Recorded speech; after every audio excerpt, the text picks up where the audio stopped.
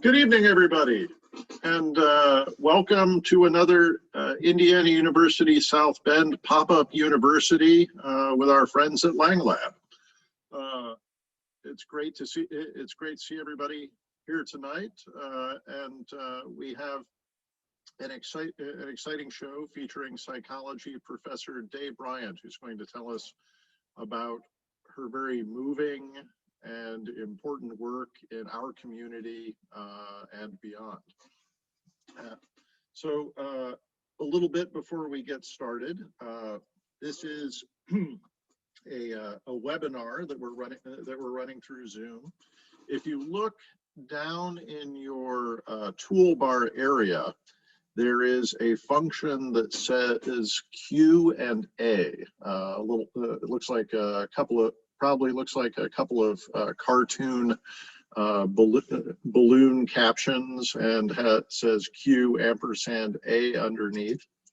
If you use that Q&A function, we will be gathering up all the questions that the audience has as you're watching the presentation tonight, and Professor Bryant will be glad to discuss things with you afterwards. So as anything pops into your head as you're watching tonight, please feel free to type it up into the Q&A function, and we'll have a little time to remind everybody afterwards in case you remembered, oh yeah, there was something I wanted to ask about.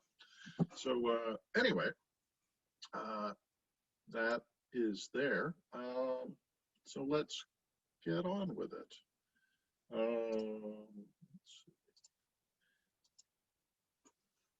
So again, welcome to another pop-up university at Lang Lab. We'll be having another one coming up in November. We'll talk about that later this evening. Tonight, of course, we are featuring psychology professor Bryant. Pop-up University is a cooperative project between the IU South Bend Center for Excellence in Research and Scholarship and the IU South Bend Community Engagement Office. The purpose of Pop-up University is to showcase all the really vital and interesting work that faculty at IU South Bend are doing that affects not just our students, but people in the Michiana region and around the world. To give you a taste of what goes on at IU South Bend, it is our regional comprehensive public university, and we would love to hear from our friends out in the community. If there are aspects of research at IU South Bend that you would be interested in knowing more about, perhaps getting in touch with researchers to help your community group, your business, your project, let us know. Contact series. My contact information is there at the bottom. I'm Josh Wells, director of the center. Or if you're interested in potentially getting students or other engagement activities involved with, again, your business, your project, your community group, consider contacting the Community Engagement Office. Professor Gail McGuire, her contact information is there at the bottom. And of course, if you missed out on all this particular show and all other pop-up universities are available on YouTube as well. So you can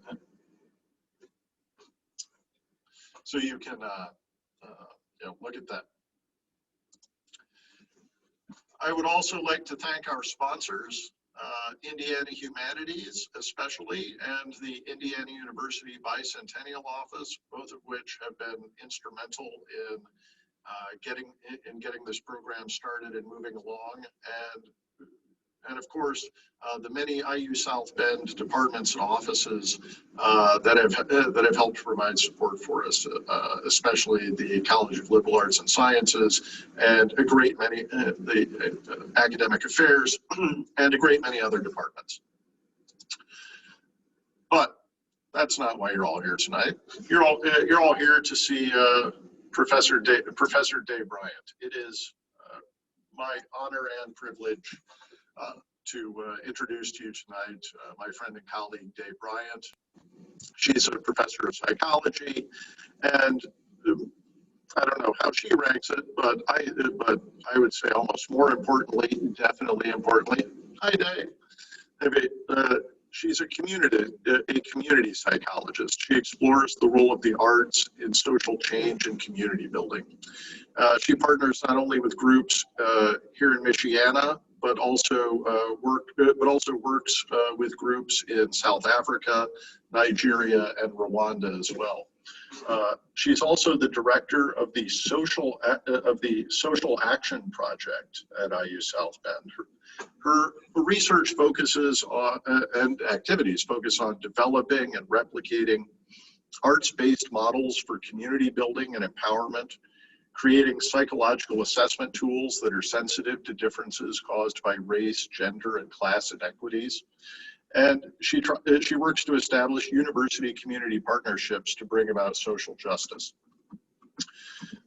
With all of the amazing work that Professor Bryant does, she's of course received many awards. She's been the recipient of the YWCA Woman of the Year Award for Civil and Human Rights.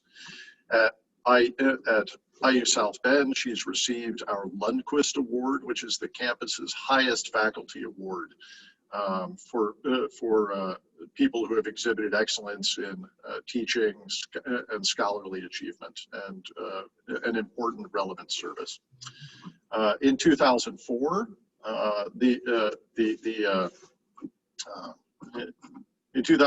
the Social Action Project itself was awarded the Elrich Award for Excellence in Community-Based Initiatives. And just this year, Professor Bryant received an award from the Indiana University Racial Justice Research Fund to document and communicate about storytelling and racial trauma, which is, of course, vital at this moment in our history. So that's enough of me. It is, again, my great pleasure to give to you Professor Day Bryant. And Day, I'm going to stop my sharing. Okay. And I think I will pass the baton to you. Okay, thank you. Thanks a lot, Josh. It's such a pleasure to be here with everybody tonight. We were all set to do this just before the age of COVID arrived. So I have been anxiously awaiting being able to share some of this information with you folks. I don't get to see you in the person in this format with Zoom. I don't get to see individual participants, but I can feel your energy out there, so I appreciate that. And I got messages from some of you that you would be here tonight, and I trust that you're out there, and thank you for coming. As you've heard, I am the director of the Social Action Project here at IU South Bend. I arrived here in 1990 as a squeaky clean new PhD. It was my very first position. I came to the university with the intention of building a track record that will allow me to do what would become my life's work. I chose IUSB over the objections of some of my mentors who wanted to know why are you going to Northern Indiana? Do they even have Black people in Northern Indiana? Yes, they will have at least one, I said to them. And that was in 1990. It is now 2020, and I'm here, and I'm here to talk to you about what that work has come to here in this point in our history, this tumultuous point in history. So I'm going to pause to try sharing my screen. We did a trial run for this, and it worked fine, but we all know that that doesn't mean it will work this time. Oh, there it is. Okay. Let's see if I can get this party started.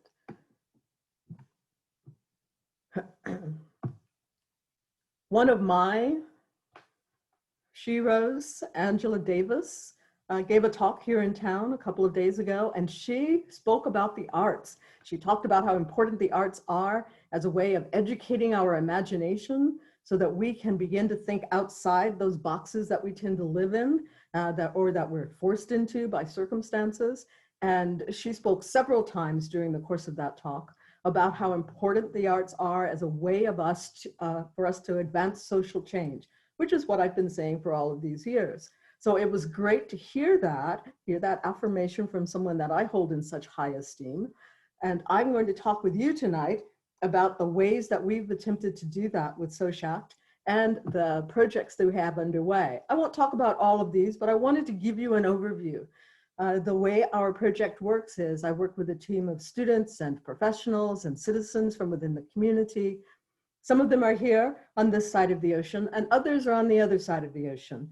I believe that in order to continue to be relevant, I have to use theories that are not just from North America.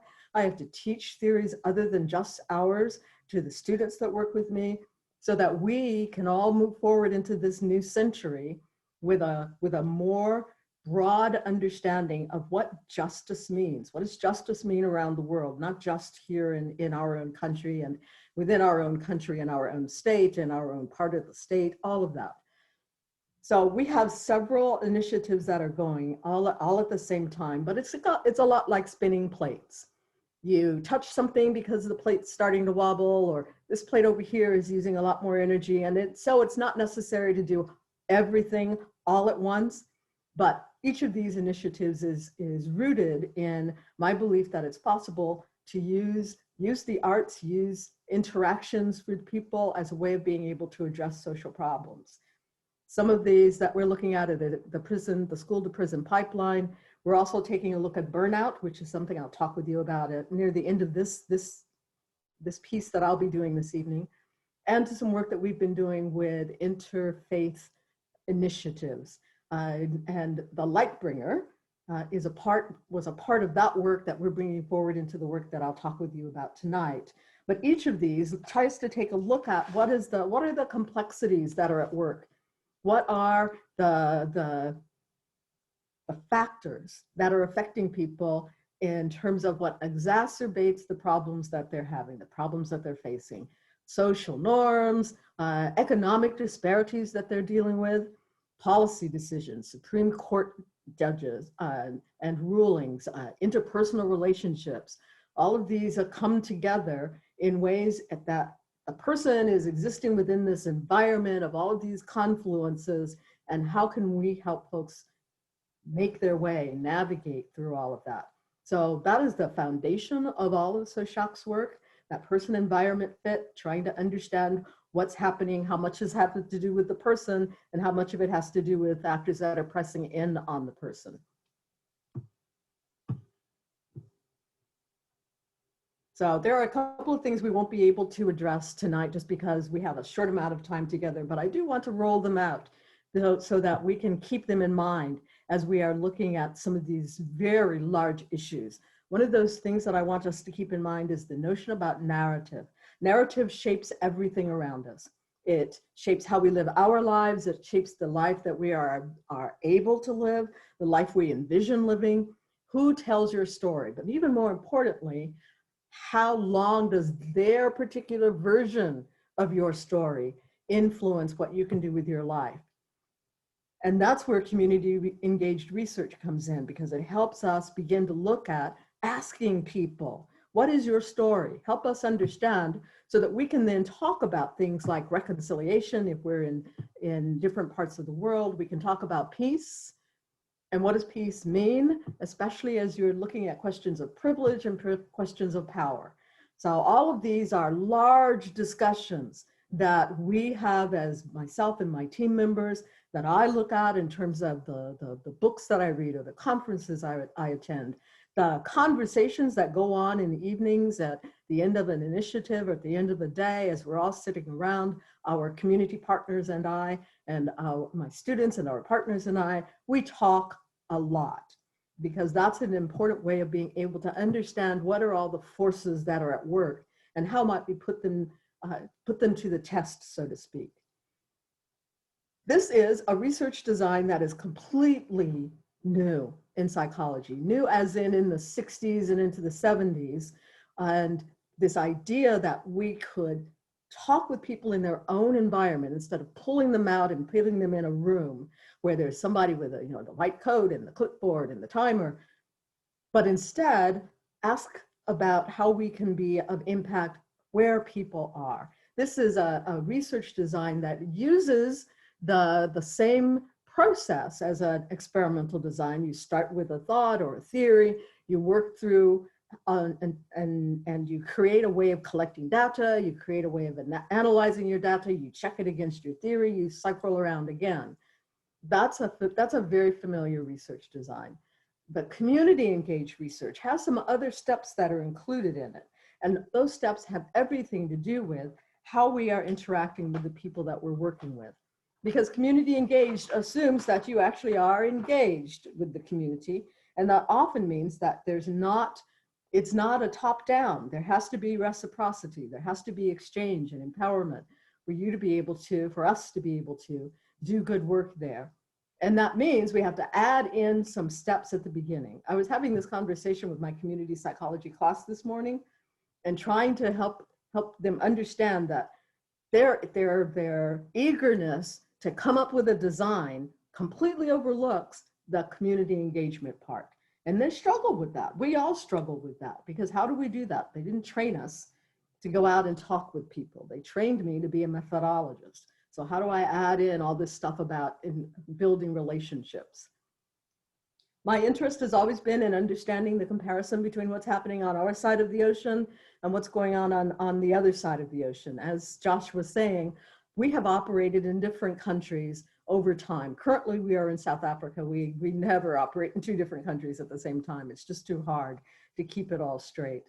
But we are currently in South Africa, and my interest was to see what were the parallels. How could we inform one another when we're talking about, so how do we survive racial trauma? And what can we do as individuals, as academics, as institutions, with whatever resources we have? What can we do? Which requires first that we ask some questions. And so at the very first part of our work, we were asking questions, looking at what those parallels were. What does reconciliation mean? What does it mean? How does it compare to reparations here in the US? How do we not take our ideas about what it ought to look like, what life post-apartheid or here in the post-civil rights time, how do we step outside those notions that we are already carrying to look at what people are saying to us? People such as Derman Dixon, who talked about how informal segregation is still very much a part of life.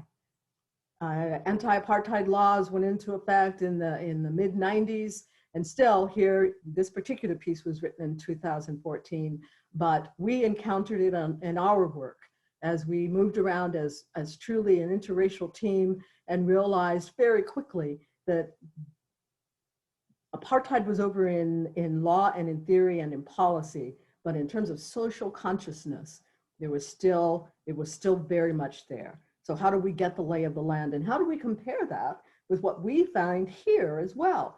That there were laws that were revoked and new laws put in place, and there were constitutional amendments, and there have been protests, and we have seen changes in terms of laws, but how do we actually look at it in terms of changes in people's lives? We also have to consider power. We have to consider power in all its complexities. We have to consider it kind of like a Rubik's Cube. I don't know if you folks remember Rubik's Cubes, but I do.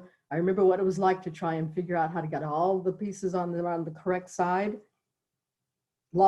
Power in terms of levels of power and spaces where power happens, the forms of power there is, systemic issues are all about this type of complexity, and it's multidimensional, and we have to dig down far enough to get a sense for what's actually happening.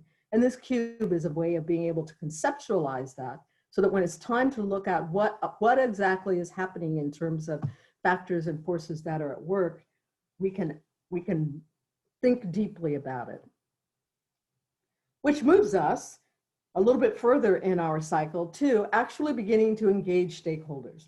Let me point out at this juncture that this part of the work that we've been doing, this has taken about 5 years for us to pull it all together.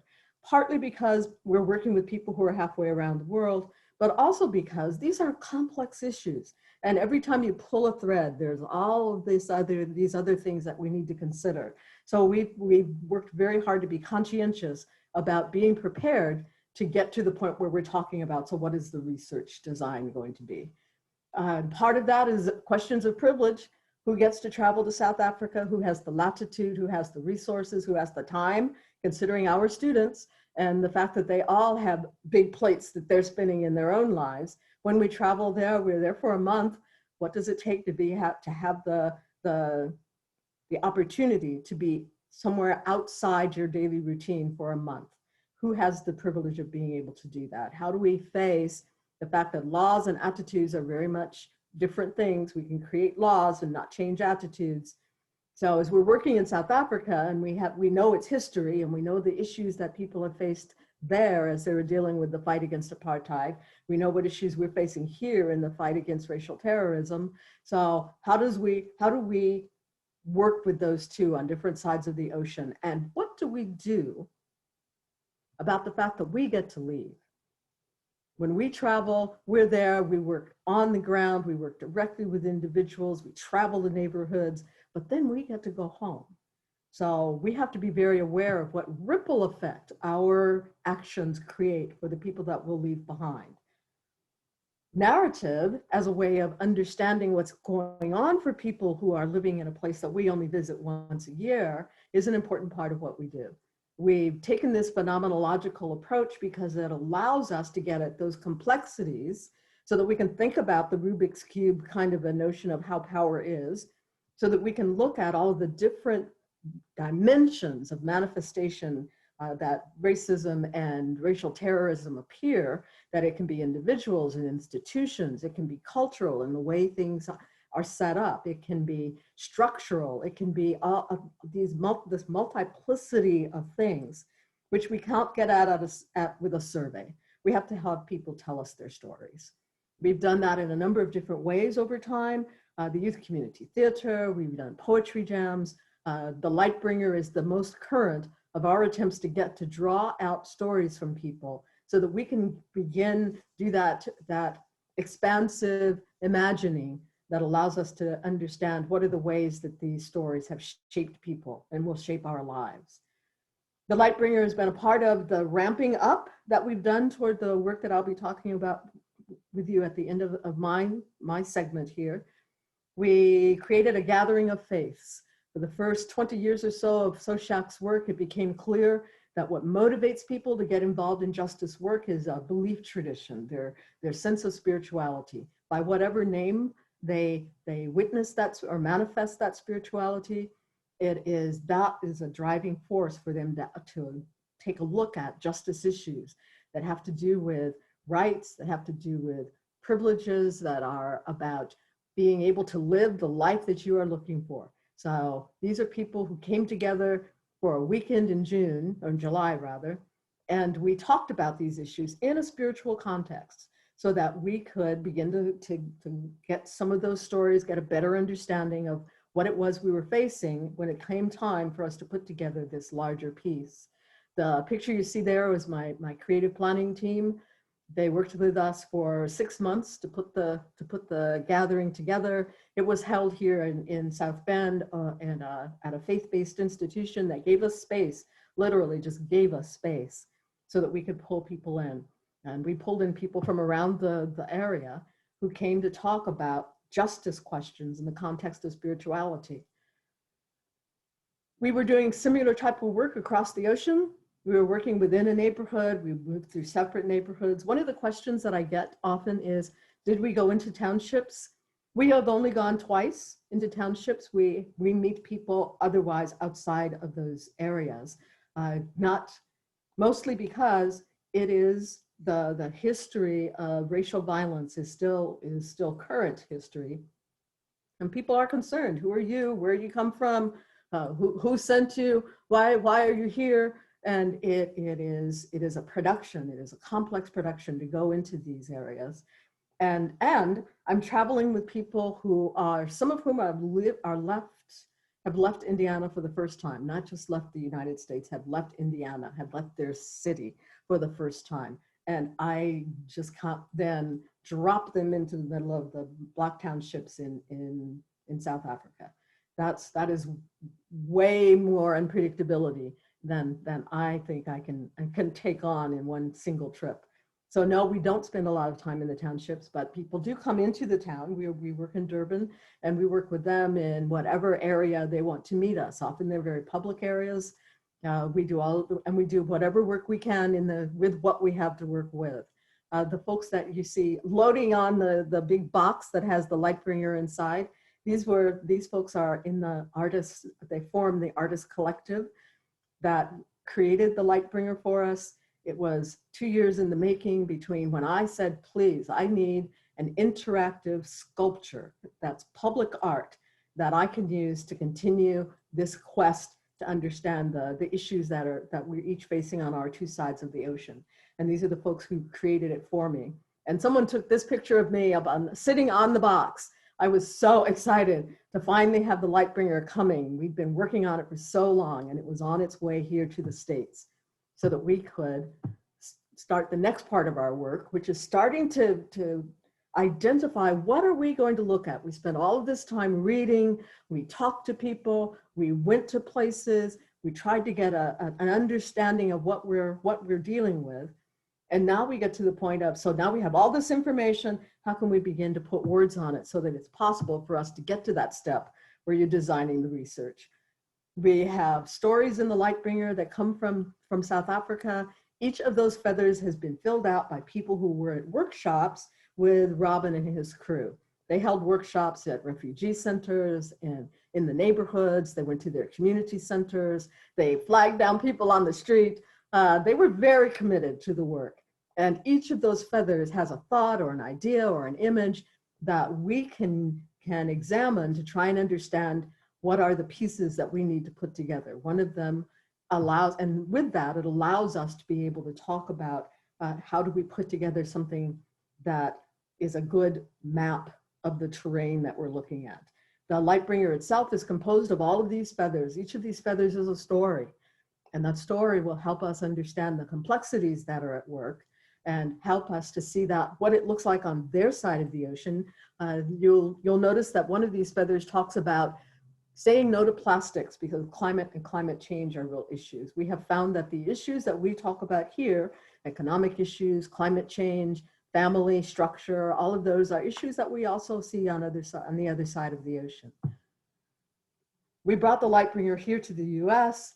We had a contract with the South Bend Museum of Art, who exhibited the Lightbringer for a 30-day run. And people came through, they had instructions on filling out their own feather, telling us their own story. So we were able to collect these stories from people who were going through and had different characteristics and were gave us a range of people that we could talk or stories that we could talk about. And the Lightbringer traveled. We went to the Civil Rights Heritage Center, to a poetry jam that we were hosting as the Social Action Project. It came here or there, to Lang Lab for a sustainability pop-up. These beautiful young people are Kevin Ladd's family. He gave me permission to use this photo because I love it. The Lightbringer and all and the honor guard leaving Lang Lab to go to their to the Lightbringer's next stop. The Lightbringer was at the People's Inauguration, where people came as a reaction, a response, an attempt for empowerment after the election of Donald Trump and for each of the years of his presidency. So we were able once again to collect stories from people from lots of different areas and lots of different sectors and characteristics. We traveled to community centers. We went to places of worship. We asked people, tell us we were at the library, public places where people go, and we asked them to tell us your story so that we could get to the point where we can now look at what we have and then talk about how do we structure our research from here. so that we can do design and we can talk about methodology and we can do all of those things. So each of these, the next few slides that I'll show to you are the feathers. The little piece down at the bottom for scale is actually a bottle opener. It's a bottle opener in the shape of a dragon. I thought it would be way more interesting than a ruler, but it's about 4 inches long, so that you can gauge how big the feathers were and be astounded, as we often were, about how much information people can get on a feather. Sometimes it's a drawing such as this, and so what we will talk about is the drawing, just describe it and its elements and its colors. Sometimes there's a message that fits right inside, that people utilize different colors for, and different emphasis, uppercase, lowercase. For those of you who are methodologists, you know that you don't change nothing. You don't change nothing. You don't correct the spelling. You don't correct the grammar, nothing. My coders are often upset by that requirement because it's automatic to want to make it correct. But with qualitative research, our job is to say it like they said it to us. And so you will see as we go through the feathers as they exist, that occasionally we get some interesting combinations, all of which are a way of people of expression, what's important to them. So we leave them there so that we can talk about what we have now as we get to the point of design. So scattered pieces from me, and I stand a masterpiece. Some people fit a lot of information on a tiny, tiny space, talking about the world as they see it now, about their role, about their response to what's going on, commenting on the work itself. Lots of categories. I should say that each of these feathers represents a kind of a category, a loose, very rough category of things, because it will allow us to start streamlining and start reducing and distilling, so that we can have a better idea of how do we create this design. This person loved the exhibit and called them bottle caps. And so we call them bottle caps now too, because we loved that energy and that enthusiasm about the work. We have political statements, because some of our moving the light bringer around was during the time of political campaigning. We have pictures. Many of them relate to relationships. Sometimes they are scenes. We have pictures that are still lifes. We have pictures of people who've drawn a field with a building and a tree, and it's complex and it's detailed. So that meant that whoever that was created that, sat there long enough to be able to use all of those colors. We provide the crayons and the markers and the feathers. One of the challenges we're going to have in the near future is that we have over 500 feathers. The intention was to insert them into the light bringer itself, because the back is open enough to insert new feathers. But we have so many feathers that we may have to commission an artist to create another piece, a companion piece, to use all of the feathers. And people talk about, there's a whole category of feathers where people are giving us advice and affirmations, talking to us about how we should relate to one another in community, about kindness and patience, admonishing us to take life 5 minutes at a time. We like the 5x5 rule. We use that one a lot too, as we're talking about what have we learned and what can we think about in relation to our next steps. Sometimes people just colored. They just picked up a pen and started coloring. They had creative designs, and one of the issues that we're looking into, or one of the questions we're looking into, is how do we relate color and its correspondences to mood, or its correspondences to other imagery. That's tricky, because color is very cultural and it's very individual. There was a time when pink was only a male color, and now pink is only a female color, or maybe not entirely, because now you see pink shirts and men wearing them. but that's relatively new in the fashion world. So using color as an indicator is trickier ground, but it's something that we are looking into since colors were available, and some people made great use of them. Some people left manifestos, and some of those manifestos were on 2 or 3 different feathers. So it didn't say at the bottom, continued on next feather, but the way it was presented or turned into us made it clear that these were all the same thought from one person. So people took this work very, very seriously and took this as their opportunity to be able to talk about to have somebody hear them say what's really important to them. The one thing that we can say so far is that we found these categories of feathers everywhere we went. It wasn't that we only found messages of hope in one section of part of town, or with one sector of individual, or with one race or one gender or one belief tradition. These were categories that spread across the people who were participants with us on this side of the ocean and on the other side of the ocean. So we're moving in on some consistencies that we'd like to continue to explore as we put together what now can become our research design. And I'm trying different things to put it together. One of that beta run is a curriculum that Black Lives Matter South Bend asked me to develop on stress and burnout and trauma in this tumultuous age of racial violence. And this is a series, it's a podcast series that's going on right now. It helps me to think through what the mechanics look like, so that then I can think through how to infuse a research design of some kind into it. To me, it's important to not just do research, but also to give something in return for all of the participation I'm going to be asking from people. And so it is consistent with how I feel I should operate as a social scientist and as an academic and a citizen of the community, that this is a beta run. It's so I can understand how it works, but it still meets a need in terms of the organization who asked me if I would do this.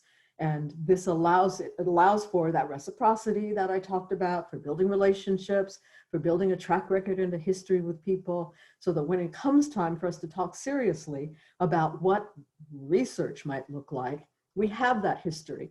And we're not immediately running against that wall that psychology created for us, where we went out, we did things to people, we manipulated people, we put them into categories and condition groups and control groups, and we did stuff, and we went away and didn't tell anybody what we found out. They really were subjects. And so that's one of the first things I hear when I go to work with a brand new group or a brand new partner, is that history is laid at my feet, and I have to address it. So being able to develop a project that meets their needs and meets my needs and allows me to then move forward in terms of some of the other things that I hope to accomplish, to me, that's the best of all worlds. And it doesn't always happen, but fortunately this time it did. As Josh was saying, we received a racial justice grant that will allow me to now do the actual research. I must admit, a little worried about how that was going to happen. But voila, it's taken care of in that regard. And so we can get started on what will be the next part of that cycle, which is actually designing a piece of research that we can take all of the last 5 years worth of learning and put it to work to establish an understanding that allows us to say we've contributed to the body of knowledge and helped people who are dealing with some major stressors in life. What you see on your screen is my contact information. I'm always happy to talk about my work, our work, the work that we put forward and are putting together. This I think of as an important part of the exchange. So I welcome your questions at this point. Let me stop sharing. Thanks, Day. This is Stephanie from Lang Lab, and I would invite people to submit any questions that they have now. We will read them and continue the conversation. And Day, do you expect, is Kylie going to speak at all, or she's just involved in the Q&A, just to make sure we leave time? our intention was that she helped me with the Q&A in the chat. Great. So I don't see her, but I imagine that she's back there going, nobody said I had to say anything. Wonderful. Wonderful. The first question is from Brenda Phillips, and she asks if you can tell us a little bit more about why the feathers were chosen as a medium. Oh, yes. Yes, that's a great question. When I asked our artists to bring me a sculpture, make it participatory, make it public, the idea of the feathers was their notion of something public was a shaman or a griot, someone who is the storyteller and the caretaker in a community, and the feathers are a cloak, like a badge of office or a symbol of status. So the feathers allow or represent each of those stories that the griot or the shaman is taking on and passing along. And they're cut out, the whole piece was cut out from recyclables or created from recyclables, because that's what was available for them as the artists.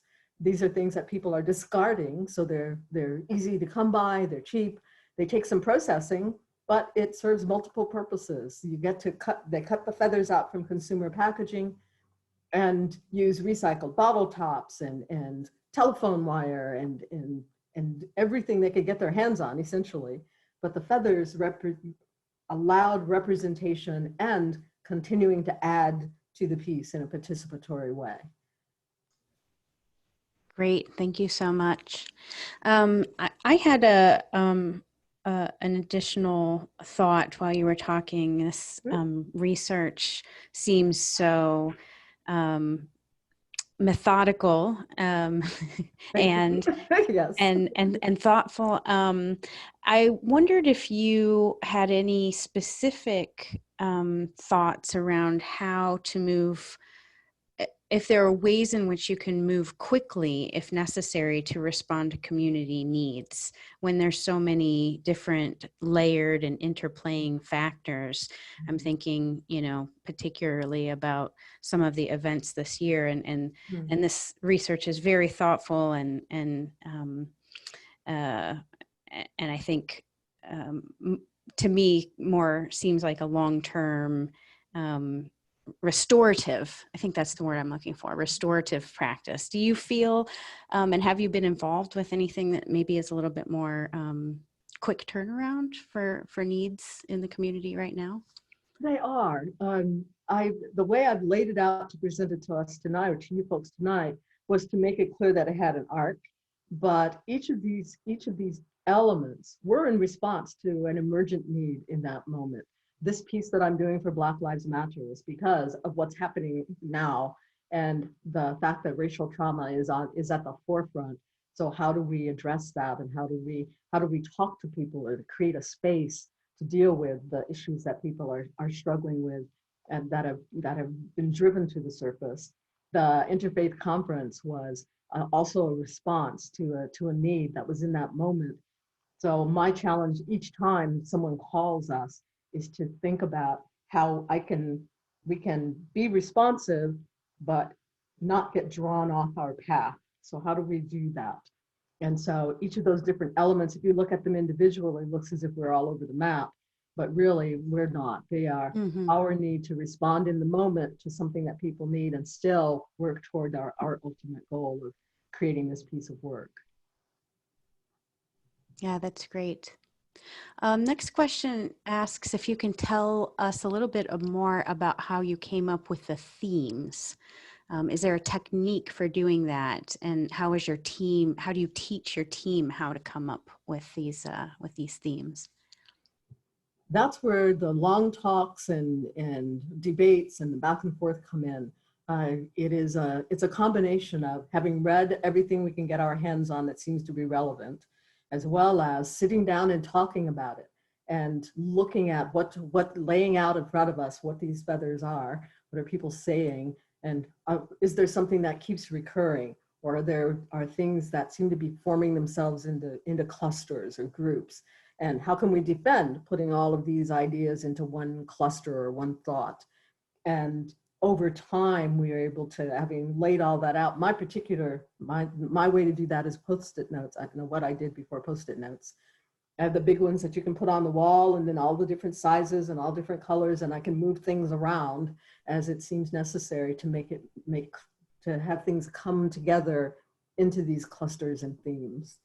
So it's a process, and it involves a lot of digging deep and asking questions and debating, and our team meetings, when we do get to the point of creating coding systems and putting together our analysis and our methods and being able to put it all onto a piece of paper so we can explain it to people. All of that is about talking. We talk and we talk and we talk. Great, thank you. I wonder, does Kylie have anything to add to that, if she's been involved in that process or not? If not, that's fine. I just wondered.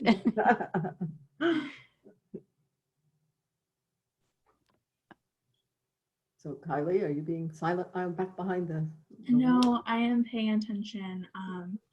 Oh, I'm sure you are. For those of you who don't know, I am Dr. Bryant's TA for her general psychology class, and I work with her twice a week with students, and she, coming with her students, you know, she includes different examples from different angles and from just the classroom environment and my experience her with as a TA, but I also have her as a student a couple years ago for when I started at IUSB.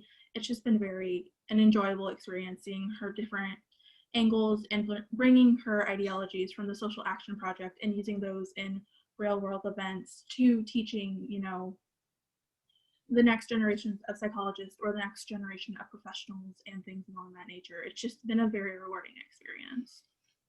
Thanks. I'm going to jump around in the questions here just a little bit because the one that was just submitted is very good follow-on. It says, could you speak a little more about what students learn by being involved in this type of research? So developing the next group of researchers and professionals so that they don't think about psychological research as just experimental, but to see how it affects the community and individuals. And that is my objective, is when students get involved with me and when people in community who also have some very, very well justified but stilted ideas about what research is. If I say the word research, they think, or they say, oh no, I have no interest in anything like that. So expanding the notion of and understanding that research is a systematic look at a question, and being able to talk about why it's systematic and being able to go through the thought process that allows us to step outside those expectations and those ideas that we already have about what we'll find out, that whole expectancy bias. And so students who worked with me over the years that we've done that work together, I challenge to think about questions as deeply as possible. I enjoy Angela Davis's word, to be expansive in our thinking, so that we be capacious in our thinking, so that even if it seems like it's something that's totally off the wall and has no justification, we can dig through that and we'll probably discover that there is a pathway to get to what you're talking about. If we are working with kids who are doing puppets. We did puppet shows with kids who were in centers for the homeless in various cities here in South Bend and Benton Harbor. And what the students were encountering was that some of the kids that they were working with could not make the imaginative leap from your hand is inside a sock and you've stuck some eyeballs on it. It's still a sock. It's not an animal, it's not a puppet, it's not a Muppet, it's a sock. So how do you work with that child to go from being so concrete that it's impossible for them to see a character inside that sock, and helping the children we're working with get beyond that. The students who were working with them also began to expand their way of thinking about concepts that are cherished concepts in psychology. Especially in terms of methodology. So they leave our project being much more comfortable thinking of research as systematic, but not locked in a particular design. Mm. And that's what I'm after. I have a couple more questions here. I'm going to try to see how many we can get through. One of them that was submitted had to do with Rita Dove, who you interviewed Yes. recently. Yeah. And the comment was if you could just share a little bit about who Rita is and how that information, specifically from that interview, spoke to offsetting burnout. Rita Dove was a poet laureate here in the U.S. And her mission as the poet laureate, as she described it, was to bring fine arts into living rooms of communities that never thought of themselves as being involved in fine art or never thought of fine art as being a part of their world.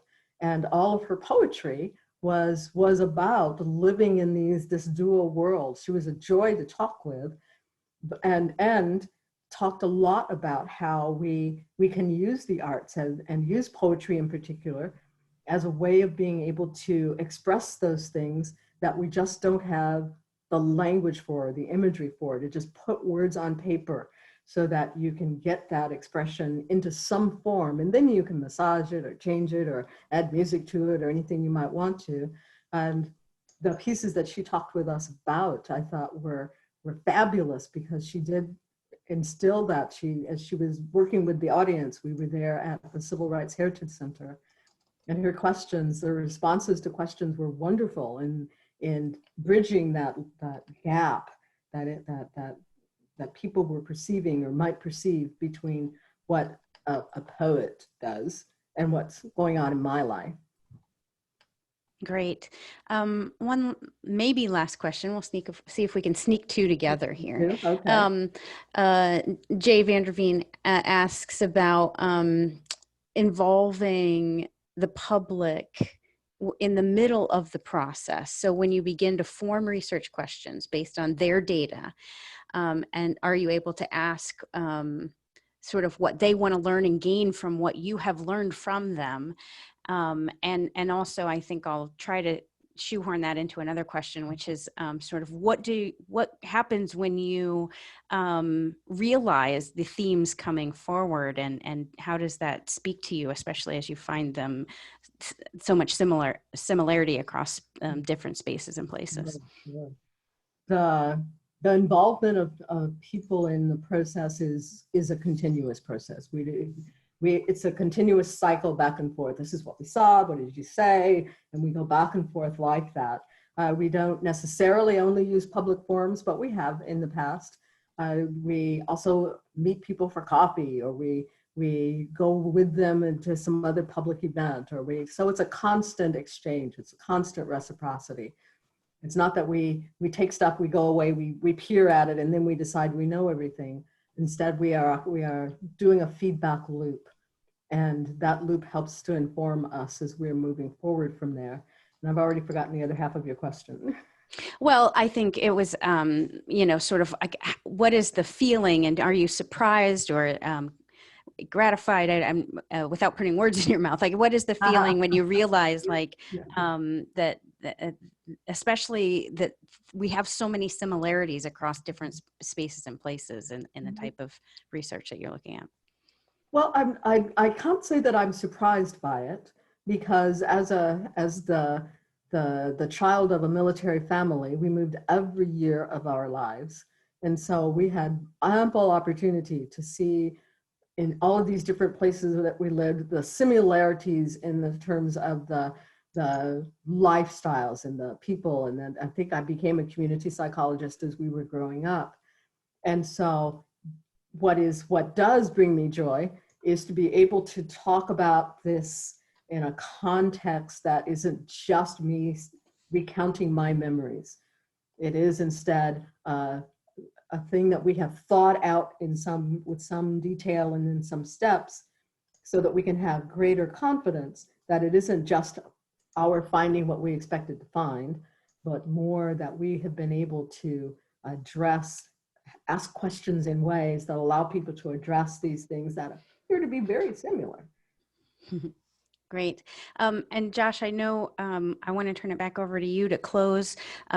We had one last question just about how funding happens, and maybe you could give a very quick response to that, and we can turn it over to Josh. Way too briefly. We sometimes work for food. It gets to that point. And in between, but we have also found that because this is something that people feel some ownership about, that it's astounding the amount of effort and resources that people bring forward, because this means something to them. It's not something some outsider has decided must be important to them, which helps those times in between the grants. Thank you. All right, Josh, I'll turn it over to you to close us out.